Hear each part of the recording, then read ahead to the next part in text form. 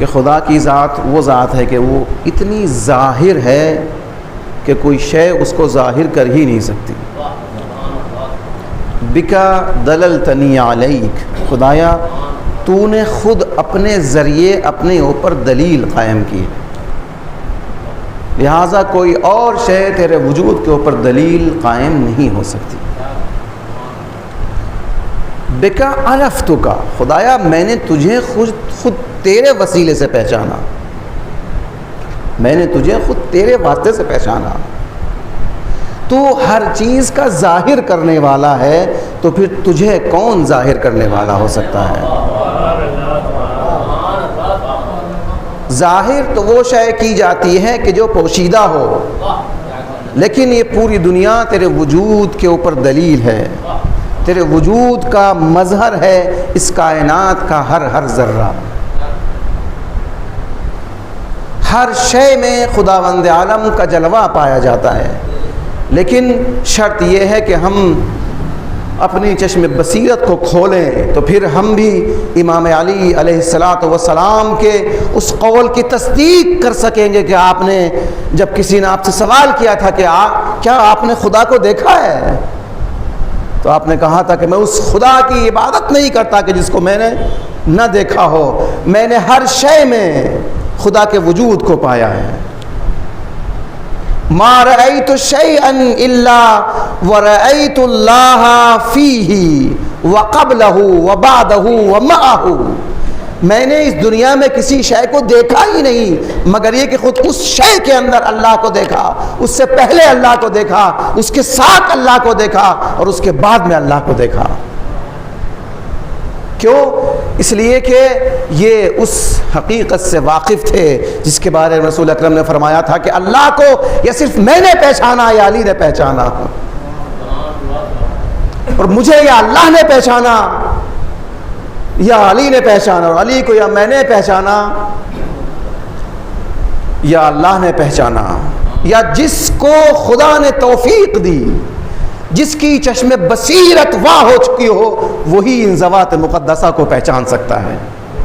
چاہے بظاہر اس کی ظاہری آنکھیں نہ بھی ہوں، لیکن پھر بھی وہ اپنے ائمہ کو دیکھ لیتا ہے. ابو بصیر امام صادق اور امام باقر علیہ السلام کے صحابی ہیں.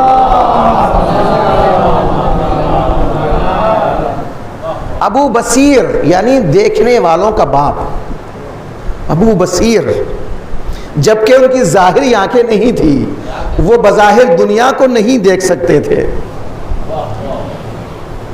لیکن وہی واقعہ جو میں نے اس سے پہلے عرض کیا تھا کہ جب وہ شہید، جب انہوں نے کہا کہ یہ تو اندھا بھی ہے، گونگا بھی ہے، بہرا بھی ہے، اس کا مذاق اڑایا کرتے تھے. لیکن جب اس کی وصیت ملی تو کیا لکھا تھا انہوں نے کہ یہ میرا مذاق اڑاتے تھے کہ میں کسی کو دیکھ نہیں سکتا، لیکن ان کو نہیں پتا کہ میں ہر روز اپنے آقا کی زیارت کیا کرتا تھا. لوگ کہتے تھے کہ یہ بات نہیں کر سکتا، یہ گونگا ہے، ان کو کیا معلوم کہ میں ہر روز اپنے آقا سے گفتگو کیا کرتا تھا. لوگ کہتے تھے کہ یہ سن نہیں سکتا، لیکن میں اپنے آقا کی شیرین گفتگو ہر روز سنا کرتا تھا. امام باقر علیہ السلام اپنے اصحاب کے ساتھ موجود ہے مسجد میں.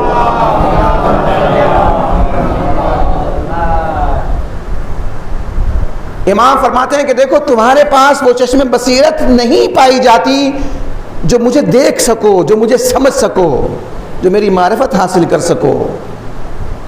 کہا کہ آقا کوئی اور ہے جو آپ کو سمجھ سکتا ہو، دیکھ سکتا ہو؟ کہ دیکھو وہ ابو بصیر آ رہے ہیں، ان سے پوچھ کر کے دیکھو. اور امام باقر علیہ السلام نے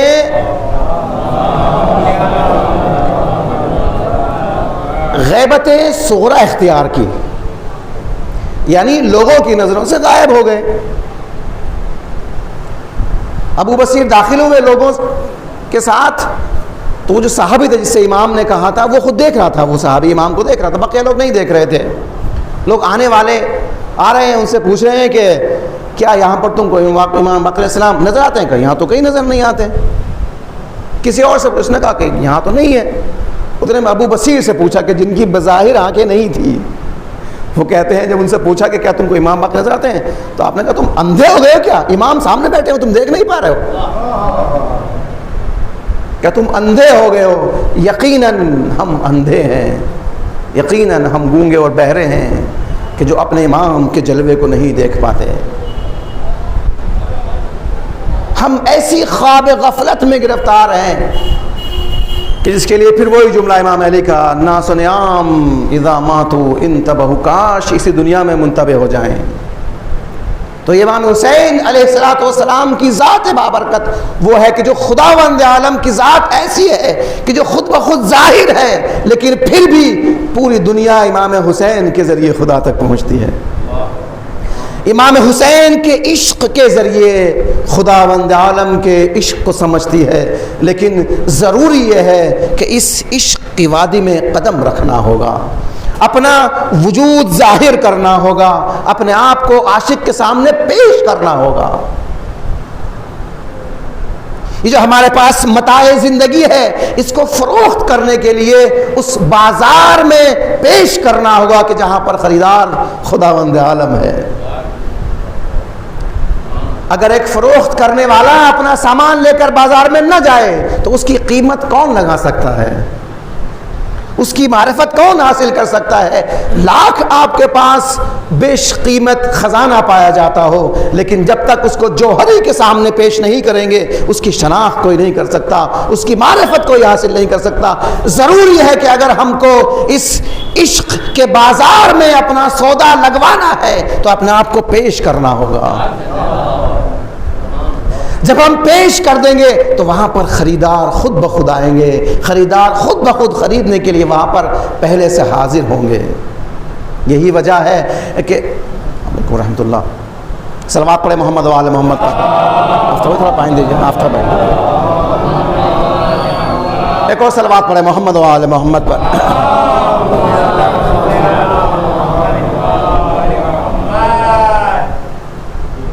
ایک اور صلوات باواز محمد و آل محمد کی شان.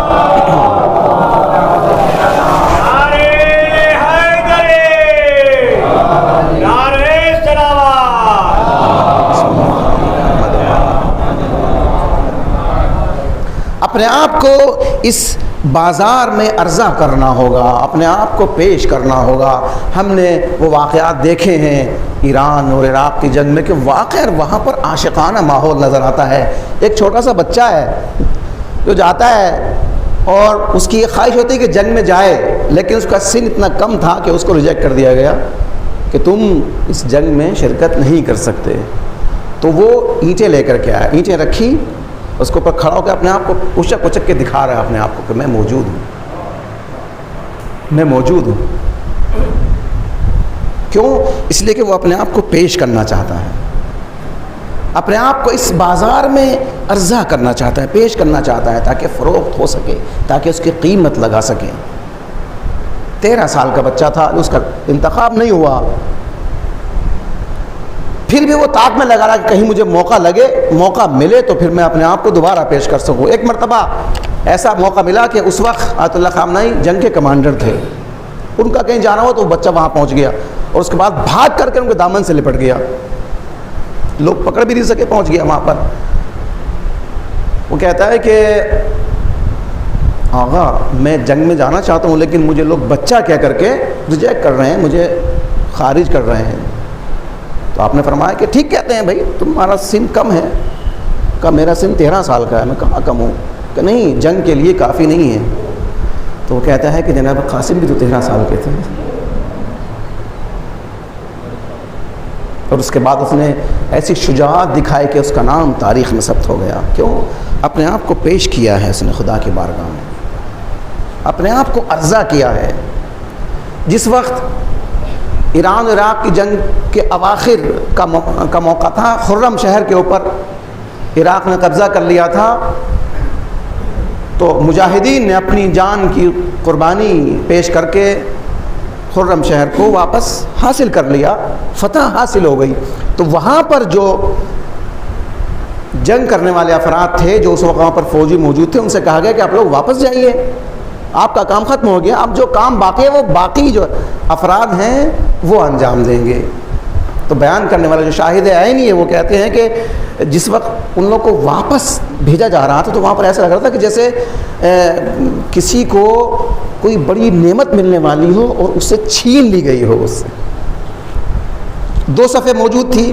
ایک وہ صف تھی کہ جو تازہ وارد تھے، جن کو دوبارہ آئندہ کام انجام دینے تھے، جہاں پر قبضہ رہ گیا تھا وہاں پر جنگ کرنا تھی. اور بعض وہ تھے کہ جو جنگ کر چکے تھے، ان کو واپس جانا تھا. تو یہاں سے لوگ اٹھ کر کے اس صف پہ جا کر کے بیٹھ رہے تھے، اپنے آپ کو پیش کر رہے تھے کہ ہمارے ساتھی چلے گئے لیکن شہادت کی جو سعادت ہے، جو شیرینی ہے، اس سے محروم رہ گئے. جناب موسیٰ بکریاں چرایا کرتے تھے. تب تقریباً تمام انبیاء کے بارے میں یہ ملتا ہے، چونکہ اس میں بھی ایک معنویت پائی جاتی ہے. ایک بکری کا بچہ فرار کرنے لگا. جناب موسیٰ اس کے پیچھے دوڑے، تھک گئے اس کو پکڑنے میں، بالآخر پکڑ لیا. اس کے بعد اسے کہتے ہیں کہ دیکھو گھبراؤ نہیں، میں تجھے سزا دینے کے لیے نہیں پکڑ رہا ہوں، بلکہ میں تجھے اس لیے پکڑ رہا ہوں کہ کہیں تو بھیڑیوں کا لقمہ نہ بن جائے. میں تجھے بچانا چاہتا ہوں بھیڑیوں کے لقمہ بننے سے. میں تیری خدمت کروں گا، میں تجھے کھانا بھی دوں گا، میں تجھے پانی بھی دوں گا. خدا بھی یہی کہتا ہے کہ دیکھو میں جو تمہارے پیچھے بیٹھا ہوں، ان ربک لبالمرصاد، جو خدا تمہارے پیچھے بیٹھا ہوا ہے اس کا مقصد ہرگز یہ نہیں ہے کہ وہ تم کو پریشان کرے، تم کو اذیت دے، اس لیے کہ تم تو میرے بندے ہو. میں ہزاروں لاکھوں ماؤں سے زیادہ تمہارے اوپر مہربان ہوں. میں تم کو عذاب کیوں کروں گا، میں تم کو عذاب کیوں کروں گا. لیکن اس عاشقانہ طریقے سے پیش تو ہو. دنیا بھی حاصل کریں، دنیا بھی حاصل کرنا چاہیں تو اہل بیت کے صدقے میں حاصل کرنا چاہیں، لیکن اس لیے نہ ہو کہ اہل بیت کا واسطہ دے کر کے دنیا کو حاصل کر لیں، اس کے بعد والسلام نامہ تمام، اہل بیت الگ اور ہم الگ. نہیں، بلکہ دنیا بھی حاصل کریں گے تو اس لیے حاصل کریں گے تاکہ جب بھی اس کو دیکھیں گے تو یاد آئے گا کہ یہ دنیا امام زمانہ کے واسطے سے ہم کو حاصل ہوئی ہے. وَاجْعَلْ أَرْزَاقَنَا بِهِ مَبْسُوطًا وَحَوَائِجَنَا بِهِ مَقْضِيَّةً وَهُمُومَنَا بِهِ مَكْفِيَّةً. خدایا تو امام زمانہ کے واسطے سے ہمارے رزق میں وسعت عنایت فرما، ان کے واسطے سے ہمارے ہم و غم کو دور فرما، ان کے وسیلے سے ہماری پریشانیوں کو دور فرما. واستجب بہ دعواتنا، ان کے ذریعے سے ہماری دعاؤں کو قبول فرما، ان کے واسطے سے ہماری نمازوں کو قبول فرما. میں ایسی نماز لے کر کے کیا کروں گا کہ جس میں امام زمانہ کا رنگ نہ پایا جاتا ہو. میں ایسی دنیا لے کر کے کیا کروں گا جس میں مہدی فاطمہ کا رنگ و بو نہ پایا جاتا ہو. میں ایسی دولت لے کر کے کیا کروں گا جس میں رنگ خدا نہ پایا جاتا ہو. دنیا ملے لیکن ان کے توسط سے ملے، اور اس دنیا کو حاصل کرنے کے لیے اہل بیت کو زینہ قرار نہ دوں، نہیں، بلکہ اس دنیا سے پہلے بھی اہل بیت کو دیکھوں، اس دنیا کے بعد میں بھی اہل بیت کو دیکھوں، تاکہ اس کے ذریعے سے اس حقیقی عشق کو حاصل کر سکوں جو میری منزل ہے، جو خدا نے میرے لیے مقرر کیا ہے، وہ مقام حاصل کروں. لیکن وہاں پر بھی مجھے اسی وقت مزہ آئے گا جب آپ کے پرچم تلے وہاں پر مجھے جگہ ملے. ورنہ وہ جنت لے کر کے میں کیا کروں گا کہ جہاں پر مجھے میرے آقا کی زیارت ہی نصیب نہ ہو، جہاں پر مجھے میرے آقا کے چہرے کو دیکھنا نصیب نہ ہو. مجھے وہ جنت اس کا مجھے کیا فائدہ اس جنت کا. دنیا ضرور حاصل کریں لیکن انہی کے واسطے سے. اپنی پریشانیوں کو دور کرنے کی دعا ضرور کریں لیکن انہی کے واسطے سے، جبکہ پتہ ہے کہ ان کے علاوہ یہ کام نہیں ہو سکتا. وسقنا، کل عرض کیا تھا، وسقنا من حوض جد ہی، انہی کے جد سے ہم کو پانی پینا ہے. کھانا بھی کھانا ہے تو ایسا نہیں ہے کہ 10 لوگ کھانا بانٹ رہے ہیں، نہیں، ایک ہی پلیٹ ہے، ایک ہی کھانا ہے جو امام زمانہ کے ہاتھ میں ہے. اور میں کہوں گا عاشقانہ انداز میں کہوں، خدایا مجھے بس وہ کھانا چاہیے کہ جو امام کے ہاتھوں سے مجھے ملے، جبکہ مجھے معلوم ہے کہ اس کھانے کے علاوہ کچھ ہے ہی نہیں، یہاں پر ہے ہی نہیں. اور پھر اعتراف کروں کہ مجھے پتا ہے کہ اس کے علاوہ کچھ نہیں ہے، لیکن میں تکوینی لحاظ سے نہیں آنا چاہتا ہوں بلکہ میں عاشقانہ اعتبار سے اپنے آپ کو پیش کرنا چاہتا ہوں. چونکہ خداوند عالم میری طاق میں بیٹھا ہوا، کیوں؟ اس لیے کہ میرا عاشق ہے. خدا ارشاد فرماتا ہے یا عیسیٰ کم ادی من نظر و اطیل الطلب. اے عیسیٰ میں کب تک اپنے بندوں کے پیچھے اپنی آنکھیں لگائے رہوں، کب آئیں گے میرے بندے؟ کتنی زیادہ طلب کروں کہ یہ میرے پاس آئیں میرے بندے؟ کیوں؟ اس لیے کہ میں ان کو قید کرنا چاہتا ہوں، اپنا اسیر بنانا چاہتا ہوں، اپنا اسیر بنانا چاہتا ہوں اپنی اسارت میں۔ جب تک یہ نہیں آئیں گے میری اسارت میں، اس وقت تک ان کی نجات نہیں ہوگی۔ جناب حر آئے ہیں اسیر بن کر کے آئے، اپنے آپ کو اسیر بنا کر کے پیش کیا ہے، اور جب اسیر بنا کر کے پیش کیا، اپنے ہاتھوں کو باندھ کر کے آئے، سر کو جھکا کر کے آئے۔ امام نے فرمایا حر اپنے سر کو بلند کرو۔ عاشق حسین کا سر جھکتا ہوا اچھا نہیں لگتا۔ اور تمہاری ماں نے کتنا اچھا تمہارا نام رکھا ہے۔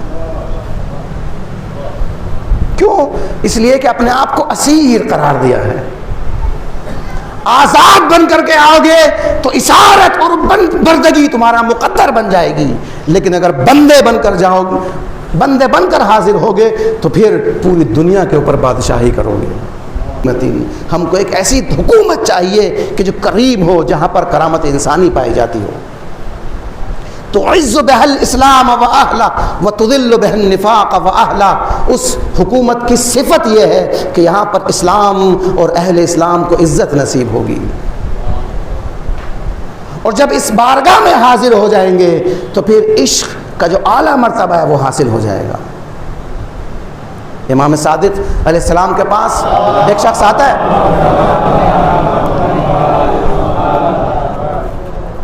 کہتا ہے کہ آقا میں آپ کا چاہنے والا ہوں، اہواز کا رہنے والا ہوں، وہاں کے حاکم نے میرے اوپر بہت زیادہ ٹیکس لگا دیے ہیں، آپ کا چاہنے والا ہے، میں بھی آپ کا چاہنے والا ہوں۔ دولت کریمہ، دولت کریمہ کا پھر کیا چاہتے ہو کہ آقا کچھ نوشتہ لکھ دیجئے تاکہ وہ کچھ رحم کرے میرے اوپر۔ امام نے ایک جملہ لکھا، سلام لکھا، اور کہتے ہیں سر اخاک یسرک اللہ، تم اپنے بھائی کو خوشحال کر دو، اللہ تمہیں خوشحال کرے گا۔ یہ دیکھیں، جب مہدوی حکومت ہوگی تو یہاں پر اس کا منظر پیش کرنا چاہا امام نے کہ یہاں پر یہ ہے کہ ایک دوسرے کی خوشی کا خیال رکھیں، میری وجہ سے کسی کو اذیت نہ ہونے پائے بلکہ میری وجہ سے لوگ خوشحال ہوں۔ وہ جاتا ہے وہ اس خط کو لے کر کے، کہا کہ امام صادق نے تمہارے لیے خط لکھا ہے۔ کہا اچھا امام نے میرے لیے خط لکھا ہے؟ کھڑا ہو گیا، خط کو لیا، چوما، آنکھوں سے لگایا، اس کے بعد کھولا، لکھا تھا کہ تم اپنے بھائی کو خوش کرو، اللہ تم کو خوشحال کرے گا۔ کہا کہ حاجت بیان کر، کہا کہ میرے اوپر 10,000 دینار کا ٹیکس لگایا گیا ہے، کا ضرورت نہیں ہے، میں خود ادا کروں گا، اپنے ذاتی مان سے ادا کروں گا۔ خوشحال ہو گیا؟ ہاں خوشحال ہو گیا، اللہ آپ کو جزائے خیر دے۔ نوکر کو حکم دیا 10,000 دینار اور دے دیے جائیں تاکہ اس کے آئندہ مخارج پورے ہو سکیں۔ کہا تم خوشحال ہو گئے؟ کہ ہاں یقیناً میں خوشحال ہو گیا، اللہ آپ کو جزائے خیر دے۔ کہا یہ فرش، یہ قالین جس کے اوپر بیٹھے ہوئے ہو اور جس پر بیٹھ کر تم نے میرے آقا کا خط مجھے دیا ہے، یہ قالین بھی تیری، لے جا اس کو بھی۔ خوش ہوا؟ کہ ہاں میں خوش ہو گیا، اللہ جزائے خیر دے۔ جا رہے ہو خالی ہاتھ مت جاؤ، ایک سواری بھی لے کر کے جاؤ، اور پھر بتاؤ کہ خوشحال ہوئے یا نہیں؟ کہ ہاں خوشحال ہو گیا۔ بار بار کہتا ہے کہ میرے آقا نے مجھ سے کہا تھا کہ اپنے بھائی کو خوشحال کرو۔ اس کے بعد وہ شخص ایک مدت کے بعد جاتا ہے امام کے پاس اور کہتا ہے کہ واقعاً آپ کے اس شیعہ نے مجھے خوشحال کر دیا۔ کہا کس طرح خوشحال کیا؟ تو اس نے بتانا شروع کیا۔ جیسے وہ بتاتا جاتا ہے امام کے چہرے پر خوشی کی لہر دوڑتی جاتی ہے، اور وہ کہتا ہے کہ مولا مجھے لگ رہا ہے کہ مجھ سے زیادہ آپ خوش ہو رہے ہیں۔ کہا کہ جب ہم نے تمہاری صفت یہ بیان کی ہے کہ شیعتنا یفرحون لفرحنا، ہمارے شیعہ ہماری خوشی میں خوشحال ہوتے ہیں، تو پھر ہم تمہاری خوشی میں خوشحال نہیں ہوں گے؟ اس لیے کہ خدا نے ہم کو انسان کامل بنا کر کے بھیجا ہے، اور انسان کامل کے اندر ہر چیز کامل ہوتی ہے، ان کی محبت بھی کامل ہوتی ہے، ان کی کرامت بھی کامل ہوتی ہے۔ جو نعمتیں ہم کو ملتی ہیں، جو اس کا شکر کرنے کا ہمارے پاس وسیلہ ہوتا ہے، وہ ناقص ہوتا ہے، لیکن امام چونکہ کامل ہیں، ان کے پاس وہ ذریعہ کامل پایا جاتا ہے۔ ان کی محبتیں، ان کی عطوفتیں ان کے مکمل وجود کی طرح کامل ہوتی ہیں۔ اتنا خیال رکھا جاتا ہے عزیزو، خیال رکھیں اگر کوئی شخص ہمارے پاس آتا ہے تو خوشحال ہو کر کے جائیں، لیکن نیت یہ رہے کہ آقا ہم آپ کے ایک چاہنے والے کو خوشحال کر رہے ہیں، آپ کے چاہنے والے کو خوشحال کر رہے ہیں، پھر دیکھیں زندگی میں کتنی شیرینی آ جائے گی۔ وہی پھر میں بار بار جو یہ مثالیں دیتا ہوں یہ واقعاً ہمارے لیے عبرت کا مقام ہے۔ جنگ کے موقع پر جب لوگ نوبت ہوتی تھی، نمبر ہوتا ہے نا برتن دھونے کا یا کسی کے لباس دھونے کا، تو وہ جاتے ہیں برتن دھوتے ہیں، کہتے ہیں کہ امام زمانہ آپ کے سپاہی کے برتن دھلنا ہوا ہے، آپ کے سپاہی کے جوتے کو پالش کر رہا ہوں۔ تو ہمارے گھر میں جو ایک بچہ ہے، بظاہر ہماری اولاد ہے، جب ہم اس کے لیے کوئی کھلونا لا کر کے دے رہے تو کہیں حسین آپ کے ایک عاشق، آپ کے ایک عزادار کا دل خوش کرنے کے لیے کھلونا لے کر کے آیا ہوں۔ اپنی نیتوں کو جہد دیجئے، اپنے عشق کا اظہار کیجئے۔ اگر اپنے گھر میں کسی کی بھی کوئی حاجت آپ پوری کر رہے ہیں تو کہیے امام زمانہ آپ کے غلام کی حاجت پوری کر رہا ہوں، اس لیے کہ یہ آپ کا چاہنے والا ہے، آپ کے آقا آپ کے جد حسین کے اوپر گریا کرنے والا ہے۔ میں چاہتا ہوں کہ اس کی آنکھ صرف غم حسین میں گریا کرے، کہ کوئی اور اس کو غم نہ ملے۔ ایک اور صلوات پڑھیے محمد و آل محمد پر۔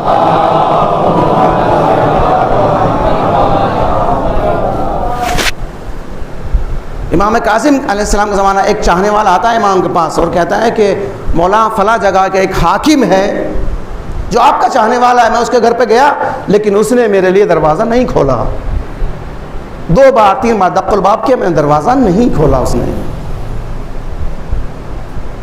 وہ ایک مرتبہ وہ شخص آتا ہے حج کرنے کے لیے، حج کے بعد جاتا ہے مدینے کہ جا کر کے اپنے آقا کی اجازت، اپنے آقا کی زیارت کر لی جائے، دق الباب کرتا ہے، دروازہ نہیں کھلتا، دوبارہ جاتا ہے دروازہ نہیں کھلتا، کئی بار جاتا ہے دروازہ نہیں کھلتا۔ ایک مرتبہ بیٹھ جاتا ہے دروازے پر، امام نکل کے آئے، دامن کو پکڑ لیا، آقا کوئی خطا ہو گئی ہو تو بتائیے۔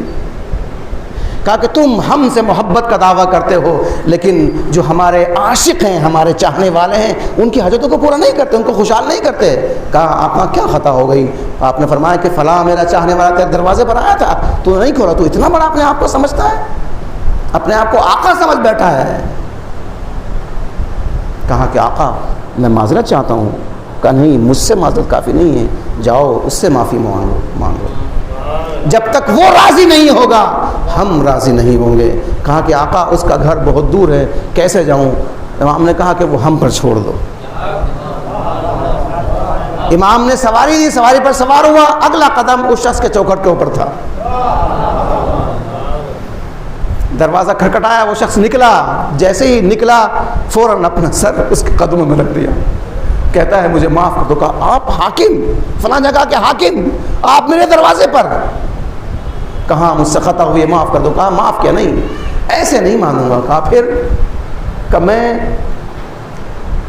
اپنا ایک رخسار زمین پر رکھتا ہوں، تم اپنا پیر میرے دوسرے رخسار پر رکھو تاکہ یہ علامت لے کر کے اپنے امام کی بارگاہ میں حاضر ہو سکوں اور یہ دکھا سکوں کہ آقا میں معافی نامہ لے کر کے آیا ہوں آپ کے چاہنے والے سے۔ کہ نہیں، ایسے ہی کہتا ہوں مان لیجیے کہ نہیں، یہ کام کرنا ہوگا۔ مجبوراً اس کو یہ کام کرنا پڑا۔ وہ اپنا گرد آلود رخ لے کر کے دوبارہ سواری پر سوار ہوا، ایک قدم رکھا تو امام کے دروازے پر تھا۔ امام نے دروازہ کھولا، بڑی خوشحالی کے ساتھ اس کو اپنے گلے سے لگایا، اپنے کلیجے سے لگایا، اب تم نے ہماری محبت کا حق ادا کیا ہے۔ یہ ہے عاشقی کی معراج۔ جب ہم امام حسین کی بارگاہ میں جاتے ہیں نا تو ہم کہیں کہ آقا ہم آپ کے چاہنے والے ہیں، یقیناً خطا کار ہیں، لیکن آپ کریم ابن کریم ہیں۔ ہماری زبانیں آپ کا نام لیتے ہوئے نہیں تھکتی، ہم عشق میں اتنے زیادہ مبتلا ہیں کہ ایک بار کہتے ہیں السلام علیکم یا ابا عبداللہ، ہم کو سکون نہیں ہوتا، ہماری عاشقی ہم کو مجبور کرتی ہے، ہم بہانہ تلاش کرتے ہیں بار بار آپ کا نام لینے کے لیے، بار بار آپ کو سلام کرنے کے لیے، لہٰذا اپنی گفتگو کو طولانی نہیں کرتے ہیں، عاشقی کا تقاضا ہے۔ پھر شروع کرتے ہیں کہاں سے؟ جناب آدم سے۔ عرض کیا تھا السلام علیکم یا وارث آدم صفوۃ اللہ، یہ انبیاء کا ذکر نہیں ہو رہا ہے بلکہ اپنے عشق کا اظہار ہو رہا ہے۔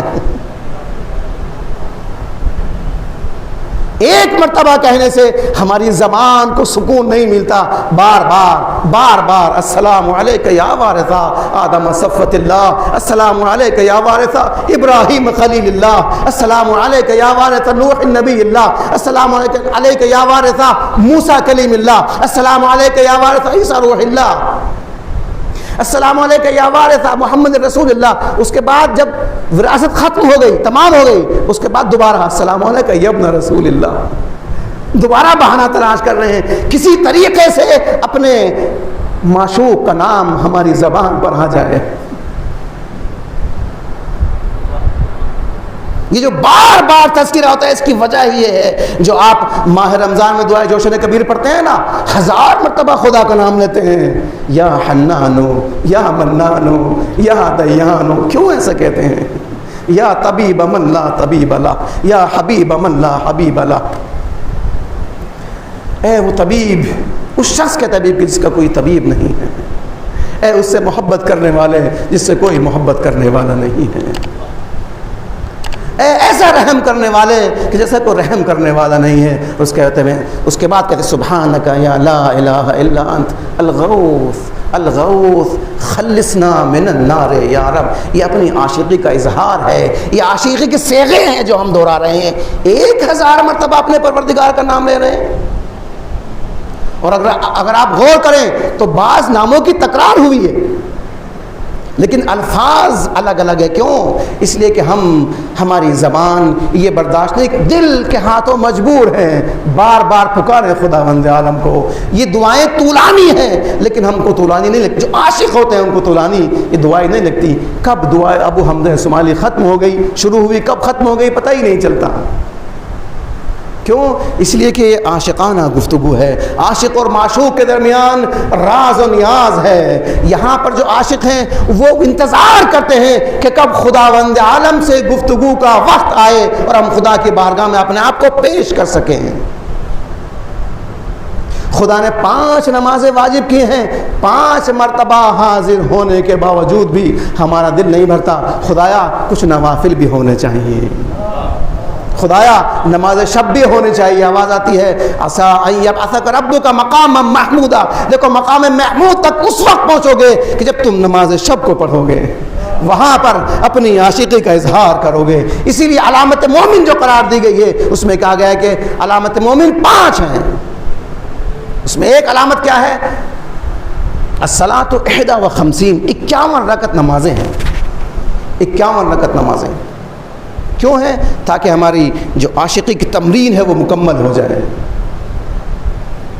ہم اپنے گناہوں کو پیش کرنا چاہتے ہیں خدا کے بارگاہ میں، تو اس کو بھی تکرار کرتے ہیں، جو میں نے کل آپ کے سامنے عرض کیا تو اس کا ترجمہ نہیں کیا تھا۔ اللہم اغفر لی الذنوب التی تحتک القسم، خدایا میرے ان گناہوں کو بخش دے جو عصمتوں کو پارا پارا کر دیتے ہیں۔ اللہم اغفر لی الذنوب التی تغیر النعم، خدایا ان گناہوں کو بخش دے کہ جو نعمتوں میں تبدیلی لے آتے ہیں۔ آج امام حسین کی مجلس میں آیا ہوں لیکن نعمت کل چھن جاتی ہے، کل میں نہیں آ سکتا، یہ نعمتوں میں تبدیلی ہے۔ اللہم اغفر لی الذنوب التی تنزل النقم، خدایا ان گناہوں کو بخش دے کہ جو گناہ نازل کرنے کا سبب بنتے ہیں۔ اللہم اغفر لی الذنوب التی تحبس الدعاء، خدایا ان گناہوں کو بخش دے جو گناہوں کو تیری بارگاہ میں پہنچنے سے مانع ہو جاتے ہیں۔ اللہم اغفر لی الذنوب التی تنزل البلاء، خدایا ان گناہوں کو بخش دے جو بلاؤں کے نازل ہونے کا سبب قرار پاتے ہیں۔ اللہم اغفر لی الذنوب التی تقطع الرجاء، خدایا ان گناہوں کو بخش دے جو میری امیدوں کو نا امیدی میں بدل دیتے ہیں۔ اس کے بعد پھر جملہ اللہم اغفر لی کل ذنب اذنبتہ، خدایا جو بھی میں نے گناہ کیا ہے اس کو معاف کر دے۔ میں کہوں گا مولا ایک ہی بار کہہ دیتے کہ نہیں، ایک بار کہنے سے کام نہیں چلے گا، اور میری ان تمام خطاؤں کو معاف کر دے جو مجھ سے سرزد ہوئی، ایک مرتبہ کہنے سے کام نہیں چلتا۔ اتسلط النار علی وجوہ خرت لعظمتک ساجدہ، عاشقی دیکھے کس طریقے سے عاشق اور معشوق کی گفتگو ہو رہی ہے۔ خداوند عالم کیا تو ان چہروں کے اوپر ان پیشانیوں کے اوپر تو عذاب نازل کرے گا جو تیری بارگاہ میں جھکتی ہیں، تیرے سجدے میں سجدہ ریز ہوتی ہیں، ان چہروں کے اوپر جو تیری بارگاہ میں داخل ہوتے ہیں۔ وَعَلَىٰ أَلْسُنٍ نَطَقَتْ لِتَوْحِيدِكَ الصَّادِقَ، خدایا کیا تو ان زبانوں کے اوپر عذاب نازل کرے گا جو تیری توحید کے گن گاتی پھرتی ہیں، جو ہر جگہ سبوح قدوس کی آوازیں بلند کرتی ہیں؟ خدایا کہ تو ان آوازوں کے اوپر، ان زبانوں کے اوپر تو عذاب نازل کرے گا۔ وَعَلَىٰ قُلُوبٍ اقْتَرَفَتْ بِتَوْحِيدِكَ الصَّادِقَ، خدایا کہ تو ان دلوں کے اوپر عذاب نازل کرے گا، ان کو جلائے گا کہ جو تیری توحید کا اعتراف کرتے ہیں، تیری بزرگی کا اعتراف کرتے ہیں۔ یہ بار بار تکرار کیوں ہو رہی ہے؟ تکرار اس لیے ہے کہ عاشق جو ہے وہ کبھی تھکتا نہیں ہے اپنے معشوق کا نام لینے کے لیے۔ اسی لیے خداوند عالم کہتا ہے کہ دیکھو جب کوئی بندہ میری بارگاہ میں آ کے 10 مرتبہ کہتا ہے یا رب یا رب یا رب، تو میں کہتا ہوں اے میرے بندے بتا تجھے کیا چاہیے؟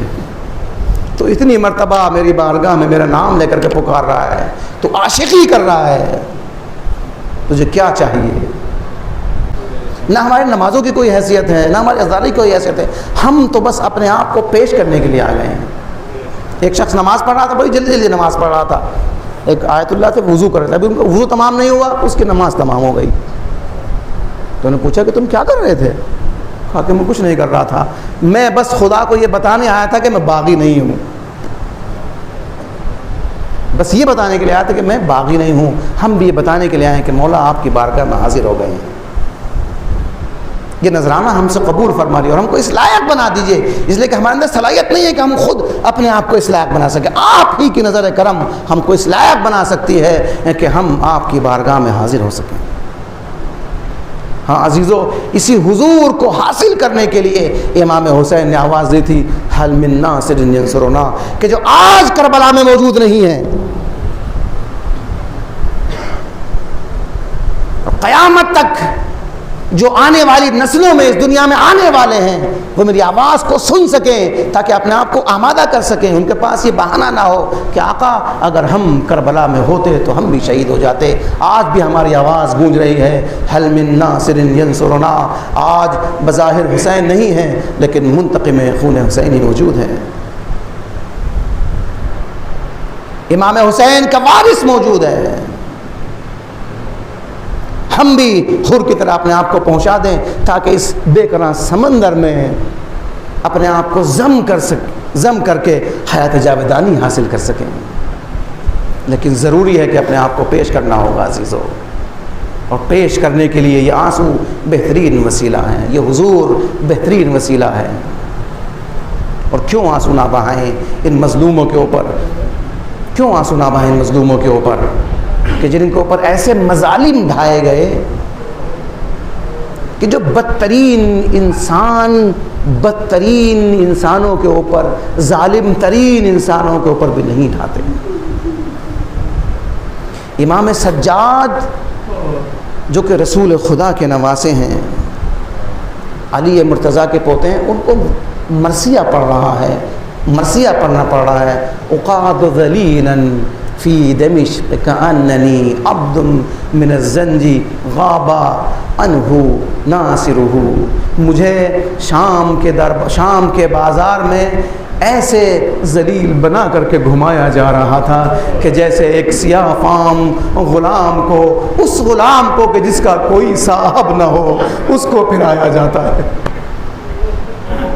کسی نے اعتراض کیا تھا، سوال کیا تھا کہ مولا شہادت تو آپ کے گھر کی میراث ہے، پھر آپ یہ کیوں اتنا غم مناتے ہیں، کیوں اتنا گریہ کرتے ہیں؟ تو آپ نے کہا تھا کہ شہادت ہمارے گھر کی میراث ہے، لیکن شام میں ایسے مصائب پڑے کہ جن میں سے ایک کا تصور کرنا بھی انسان کے دل کو پھاڑنے کے لیے کافی ہوتا ہے۔ ارے ہم کو جس وقت شام کے بازاروں میں پھرایا جا رہا تھا تو نیزہ بردار اور شمشیر بردار تلواریں اور نیزہ لیے ہوئے ہمارے گرد چکر لگا رہے تھے، اور وقتاً فوقتاً ہمارے پر تلوار اور نیزوں سے حملہ کر رہے تھے۔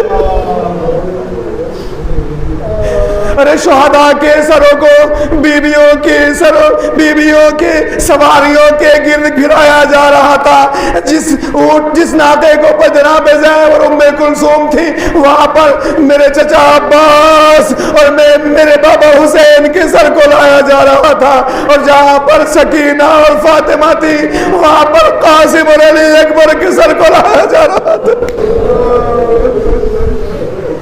ہم کو یہود و نصارہ کے دربار کے محلے سے اس طریقے سے گزارا گیا کہ ہم سب کے گلوں میں ایک رسن باندھی ہوئی تھی۔ منادی ندا دینے والا یہ ندا دے رہا تھا کہ اے نصیریو، اے نصارہ، یہودیوں پہچانو، یہ اس کے وارث ہیں جس کے بابا نے تمہارے آبا و اجداد کو قتل کیا۔ ارے یہود و نصارہ پتھر لے کر کے اب ہم کو اذیت کر رہے تھے، اور حد ہو گئی، ہم کو بردہ فروشوں کے بازار میں لے جایا گیا تاکہ ہم کو غلامی میں فروخت کر سکے۔ ارے منال کس طریقے سے بیان کرے وہ مصائب۔ ارے جناب سکینہ، جناب رقیہ اس دنیا سے چلی گئی، یقیناً ان کے غم تمام ہو گئے، لیکن جب یہ قافلہ ارے شام سے رہا ہو کر کربلا میں پہنچا ہے نا، تو اس وقت رقیہ ہوتی تو کیسے برداشت کرتی۔ ارے جناب زینب نے اپنے آپ کو امام حسین کی قبر کے اوپر گرا دیا۔ ارے مقتل کے جملے ہیں کہ جناب زینب نے اتنا گریا کیا کہ بے ہوش ہو گئی۔ ہاں عزیزو جملہ سنیے، ارے بنی اسد کی خواتین آئی، پانی لے کر کے آئی، پانی کے چھینٹے مار کے جناب زینب کو بے ہوش میں لایا گیا۔ ہاں ارے اس وقت پانی موجود تھا، نہر فرات پر پیرے نہیں تھے، عباس تو نہ تھے، لیکن پانی آ گیا۔ ارے جناب زینب کے دل پہ کیا گزر گئی ہوگی، یہی وہ پانی تھا ارے جس کی وجہ سے میرا بھائی آ گیا تو واپس نہ آیا۔ شاید یہی وجہ تھی کہ امام سجاد نے اہل حرم کو زیادہ کربلا میں رکنے نہ دیا، کہیں ایسا نہ ہو کہ زینب پچھاڑے کاٹی کاٹی اس دنیا سے گزر جائے۔ ارے رباب علی اصغر کا غم مناتے مناتے علی اصغر کے پاس نہ چلی جائے۔ لو عزیزو، امام سجاد نے بہت جلد ان لوگوں کے کوچ کا حکم دیا، اور اب جو یہ مدینے پہنچے ہیں نا، ام کلثوم نے مرثیہ پڑھا، اے میرے جد کے مدینے، ارے ہمیں قبول نہ کرنا، اس لیے کہ جب گئے تھے تو ہماری گودیاں بھی آباد تھی، ہمارے سروں پر ہمارے سہاگ بھی تھے، لیکن اب گودیاں اجڑ چکی ہیں۔ ارے ہمارے اہل بیت کو ہم سب کو شہید کر دیا گیا، ارے ہم کو اسیر بنا کر کے در بدر پھرایا گیا۔ ہاں عزیزو، سب نے پرسا دیا۔ جناب زینب نے اپنے جد بزرگوار کی قبر کے اوپر جا کر کے مصائب پڑھے، اور اس کے بعد جب رات کا سناٹا ہوا تو مقاتل کے الفاظ ہیں کہ جناب زینب نے سر کے اوپر چادر رکھی، اندھیرے کا سہارا لے کر کے اپنے آپ کو اپنی ماں فاطمہ زہرا کی قبر کے اوپر پہنچایا۔ اور عزیزو، جو بیان کیا وہ تو مقاتل میں نہیں ملتا، لیکن بیان حال یہی کہتا ہے، آواز دی ہوگی، اماں ارے تمہاری بیٹی لٹ کر کے آئی ہے، اماں ارے ذرا اپنی بیٹی کے سر کے اوپر نگاہ کرو، ارے میں نے سنا ہے کہ آپ کے بال 18 سال کی عمر میں سفید ہو چکے تھے، آؤ ذرا زینب کے بالوں کو دیکھو۔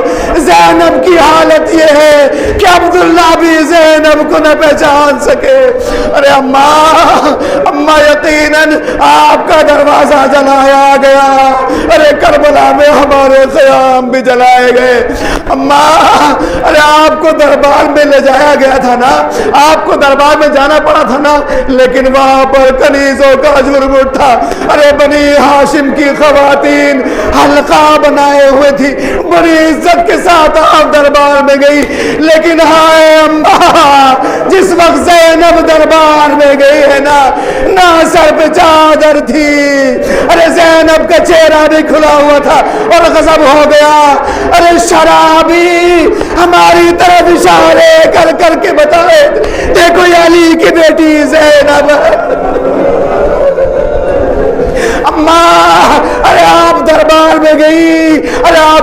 مصیبت پڑی، لیکن آپ بابا علی مرتضیٰ کو صحیح سالم گھر میں واپس تو لے آئی، لیکن آئے اماں یہ زینب کیا کرے؟ ارے دل زینب یہاں سے دیکھتی رہی، ارے میرا ماں جایا شہید ہوتا رہا۔ ہائے زینب کی مظلومی، امام حسین کا اشارہ ہوا، زینب خیمے میں چلی جاؤ، ابھی حسین زندہ ہے۔ جناب زینب نے خیمے کی طرف کیا، اتنے میں آواز گونجی، الا قتل الحسین بکربلا، الا ذبح الحسین بکربلا۔